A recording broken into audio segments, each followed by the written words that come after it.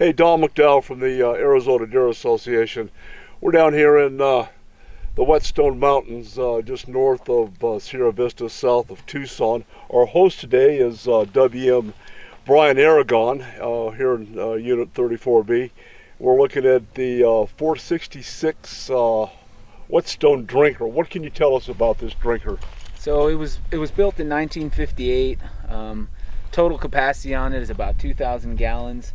And it's a concrete vault style drinker, which is the old style of how they were mainly built around here.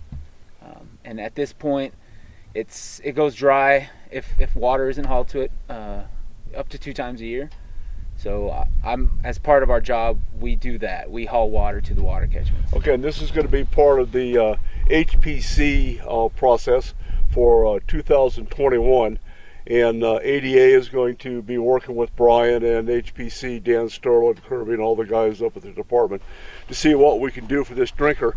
What's our deer population like here? So deer population numbers, they're doing really well. They're probably better than they've ever been. I'm not sure if you know about the whole process, but we fly our units. Now we're on an every other year program. This year, January 2020, we flew 34B. And we saw, I don't know the exact number, but it was well over 200 whitetail on this survey. And we fly north and south end, and so the whitetail numbers are phenomenal. Okay. How are the mule deer doing with the drought that we've been experiencing? So mule deer numbers are low, which is kind of a trend here in the south. I think throughout the south it kind of reflects that way compared to, decades, 20 years ago kind of thing. Oh yeah, absolutely. Yeah. Well, the droughts hurt a lot of stuff, and it's been really significant here. And guys, as we pull in to park, we've got whitetail using the drinker this morning. Well done. Yep. Yeah. Couldn't have planned it any better. Well, this is part and parcel of the Arizona Deer Association working with the Arizona Game and Fish Department and the WMs doing a good job that they do. So stay with us. We're going to go run the drinker. We'll show you some more video as we get through this. Okay, well, early. Brian, what's the plan for the rehabilitation of this drinker? So for this drinker specifically, the plan for right now is all of this will be removed. All of this concrete will be removed. It'll be hauled off. And then we're going to have an apron. You build a frame, then you put an apron on top of it. And so the footprint now will be a rectangular apron going that way and a drinker somewhere around here as well. Okay, how high up the hill are you going to try to go? So the plan is to remain inside this fence line. Yep, okay. That is the plan.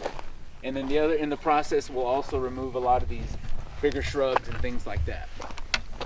So that's the plan. And it'll be a capacity of around 12,000 gallons. Holy cow. Yeah, so it's going to be 2 giant fiberglass tanks, and they're going to be underneath the apron. Okay, so this is going to be similar to the ones we've already done. We're going to dig a big giant hole. We're going to put the reservoirs in there. 2 of them? 2 of them. Okay, and then we're going to put the metal roof over it, pipe it. Okay. And then a drinker. I believe it's a fiberglass drinker or polyurethane drinker is what it's made out of. Yeah. You dig that down, and they can go down in there, and there's a slope on it, so little animals won't drown and things like that. Well, there's the date right there, January 25th, 1958. Wow, this has certainly had an interesting life. Okay, so as far as this canyon is concerned, is there any more drinkers up the canyon, or is this pretty much it? So this is the last drinker for this canyon. A long time ago, a rancher had built an old water catchment, and it's up the canyon that way, but it's dilapidated, no longer working. So as far as water, this is it. The next water source that we have, Arizona Game and Fish, is it's about 3 miles that way, and that's in a completely different canyon, but this is the last for this canyon. Well, we'll go ahead and get this wrapped up. I appreciate you bringing this up here. I'll commit the support from the Arizona Deer Association. This fits within our parameters of needed projects. We're certainly supportive of whitetail populations, and it comes to mule deer, with the drought that we've had here, really pushing to get the mule deer population back up. And definitely, all of the we don't put a sign up that says for whitetail only. We've got bears and javelinas. And you said you had a snake drinking out of here? Yes, I have a photo of a rattlesnake drinking water out of this catchment. How unique is that? Pretty unique, and it's pretty cool. That's a Natural Geographic moment. Yeah, it really is. Okay, well, we're going to get this thing wrapped up and get back to work. I'm Don McDowell from the Arizona Deer Association, and with our host and guest and WM down here in 34B, Brian Aragon from Arizona Game and Fish Department.